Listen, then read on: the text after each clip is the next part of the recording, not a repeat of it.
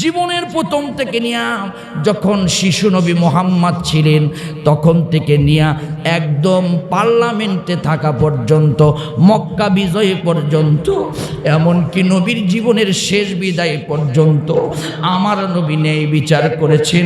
গোটা পৃথিবীর মানুষদেরকে ন্যায় বিচার দেখায়া দিয়েছেন।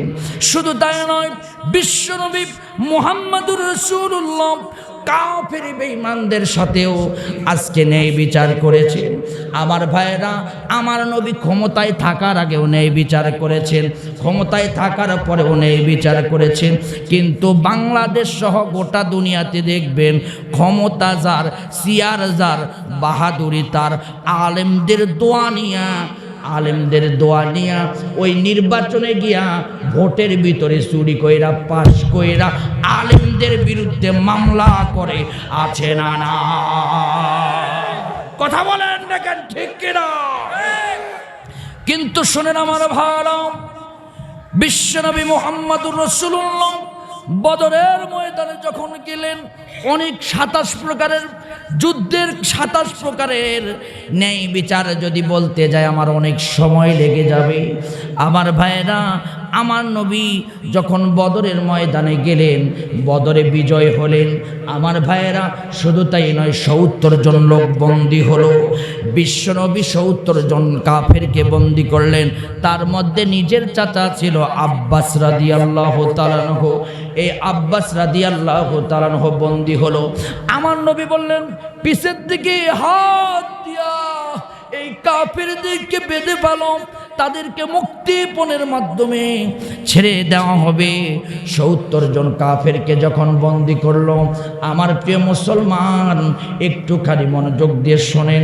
আমার ভাইরা, আব্বাসের সামনে যখন আসলো, আব্বাস দেখে চিৎকার মেরে কান্নাকাটি করে। রক্তের বন্ধন কখনোই কিন্তু ছিন্ন হয় না। আমার নবী আব্বাসকে দেখে চোখের পানি ঝরঝর করে ফেলে দিয়েছে। আর আব্বাস চোখের পানি ফেলে দিয়া নবীর মুখের দিকে ফেল ফেল করে তাকায় আছে। বিশ্ব নবী বলেন, সবাইকে বান্ধব। আমার নবী চাচার সামনে এসে চোখটা মুছেছেন, টপ টপ করে পানি পড়তেছেন। সাহাবীরা দেখে মনে করলেন, হায় রে হায়, চাচাকে বন্দি করার কারণে মনে হয় আজকে কষ্ট পায় নবী। ভাইরা আমার, যখন এমন অবস্থা হলো, বিশ্বনবী বাড়িতে গেলেন। আব্বাস গেঙ্গায়া গেঙ্গায়া কান্নাকাটি করে। আল্লাহ নবী হঠাৎ করে আব্বাসের একজন সাহাবী গিয়া নবীর চাচা আব্বাসের দড়িটা একটু ঢিল করে দিলেন। যখন ঢিল করে দিলেন, আব্বাস একটু শান্তি পাইলেন। সুন্দর করে আব্বাস সুন্দর করে বৈশা গিয়া একটু ঘুম ধরলো আব্বাসের। নবী আমার তাহাজ্জুদের নামাজের সময় উঠে গেলেন। উঠে দেখলেন আব্বাসের কান্না নাই, বাকি কাফেরেরা কান্নাকাটি করে। বিশ্বনবী চিৎকার মেরে বলেন, হে সাহাবীরা, দেখো তো আমার চাচা আব্বাস দুনিয়ার জমিন থেকে বিদায় নিয়েছে কিনা। দেখলো না, না, আব্বাস ঘুমাই। নবী আমার এসে বলল, হায় হায়, আল্লাহ পাক আমাকে দায়িত্ব দিয়েছে, ইন্নাল্লাহা ইয়া'মুরু বিল আদলি ওয়াল ইহসান, ন্যায় বিচার কায়েম করার জন্য দায়িত্ব দিয়েছি। আর আমার চাচা বলে তোমরা দড়িটা ঢিল করে দিয়েছো। কিয়ামতের ময়দানে আল্লাহর দরবারে যদি আল্লাহ কাঠগড়াই দাঁড় করায় বলে, তোমার চাচার দড়িটা ঢিল করেছো, আর বাদবাকি সাহাবীর আর বাদবাকি কাফেরদের দড়িগুলো ঢিল করো নাই, আমি আল্লাহর আদালতে সেই দিন অন্যায়কারী হিসাবে, জালিম হিসাবে দাঁড়ায় যাব। আর জালিমদেরকে আল্লাহ পাক কিয়ামতের দিন ছাড়বেন না।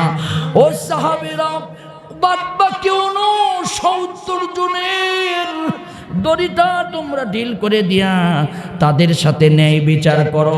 কিন্তু বাংলাদেশের দিকে তাকায় দেখেন, খালি গরু খাওয়া মুসলমান, আর ভোট আসলে কয় আমরা মুসলমান, কিন্তু ন্যায় বিচার করে না, অন্যায় করে। যার টাকা যার, বিচার তার, আর যার ক্ষমতা যার, বিচার তার। কথা বলেন ঠিক না? আর শুধু পরিচয় দেয় অমুক দলের নেতা, আমি সব খুনমাফ।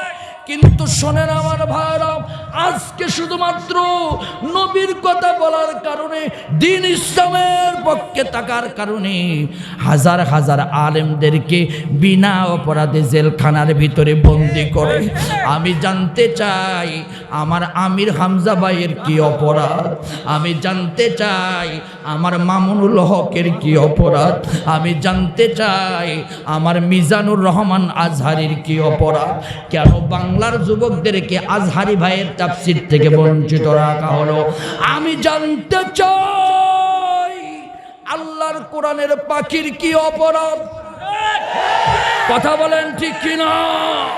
আমি জানতে চাই ওই জেলখানা থেকে পরিমণি বের হয়, কত গুন্ডা বের হয়, কত মাস্তান বের হয়, কত দলের দোহাই দিয়ে বের হয়, কিন্তু আল্লাহর কোরআনের পাখি কেন বের হয় না? কি অপরাধ? কোনো অপরাধ নাই। আল্লাহর কোরআন হাতে নিয়ে বলছি, কোনো অপরাধ নেই। অপরাধ হলো একটা, ওয়ামা নাকুমু মিনহুম ইল্লা আইয়ুমিনু বিল্লাহিল আজিজিল হামিদ। এই দুনিয়াতে আল্লাহর প্রতি ঈমান দিয়ে টিকে রাখার জন্য বাতিলের কাছে মাথা নত না করাই হলো অপরাধ। তবে হ্যাঁ, জেলখানায় গিয়েও তারা আল্লাহর নাম ভোলে নাই, জেলখানার ভিতরেও তারা আল্লাহকে ভোলে নাই। শুধু তাই নয়, বিচার এই দুনিয়াতেই নয়, আল্লাহর আদালতেও বিচার আছে। এই দুনিয়াতে আমাদের সাথে অন্যায় করবে, আমাদের বুকে গুলি চালাবে, আমাদের কর্মীদেরকে মাইরা মাইরা লাশের উপরে মিছিল করবে, কোনো টেনশন নাই। ন্যায় বিচারক একজন আছেন, তিনি কে? জোরা বলেন কে? সে আল্লাহ সেদিন বিচার করবে। ইন্না বাতুশা রাব্বিকা লাশাদীদ ইন্নাহু হুয়া ইউবদিউ ওয়া ইউঈদ ওয়া হুয়াল গফুরু ওয়াদুদুল আরশিল মাজিদ। সেই আরশের মালিক সেই দিন তোমাদেরকে কিয়ামতের দিন ধরবে। আল্লাহ কিন্তু ধরেন না, ধরলে কিন্তু আল্লাহ ছাড়েন না। আমার আল্লাহ ফেরাউনকে ধরেন নাই, কিন্তু এমন ধরা ধরছে আল্লাহ ছাড়েন নাই।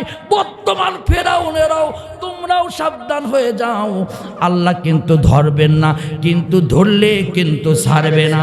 এই দুনিয়াতে বিচার আমাদের না পাইলেও আমাদের কোনো টেনশন নাই। তাহাজ্জুদের ময়দানে দাঁড়ায় দাঁড়ায় আল্লাহর কাছে বিচার দিব। একজন মালিক আছে, বিচারক আছে, তিনি কে? সবাই বলে, সবাই মন থেকে চিৎকার মেরে হাত তুলে বলেন, তিনি কে? আরো জোরে বলেন, আরো জোরে। জোর হলো না, আরো জোরে, আরো জোরে, জোরে বলেন। বিচারপতি তোমার কাছে বিচার না পেলে কোথায় গেলে পাইব বিচার? কার কাছে গেলে? আমি কার কাছে গেলে?